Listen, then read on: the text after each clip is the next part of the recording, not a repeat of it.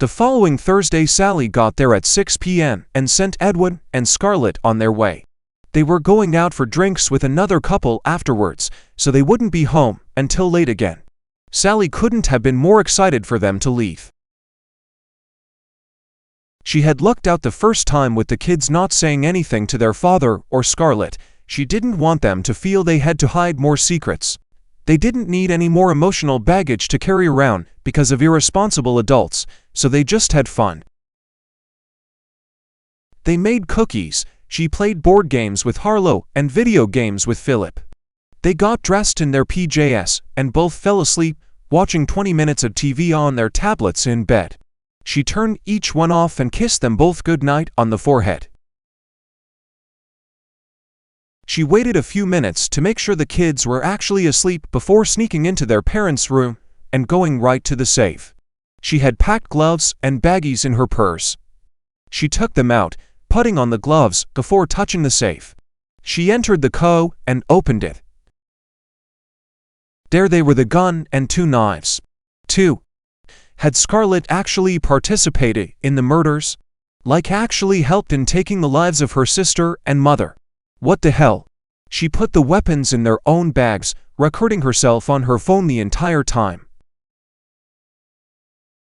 She put everything into her purse, relocked the safe, and went back downstairs, where she stayed until Scarlett and Edwin got home. She left a little quicker than usual, saying she had work-related matters to finish. She got in her car and drove back to their hometown. She got there just before 9 in the morning when they opened the doors to the government building. As soon as they did, she walked in and asked to speak to the mayor, and it was of grave importance. They made her sit for almost 25 minutes, but allowed her in.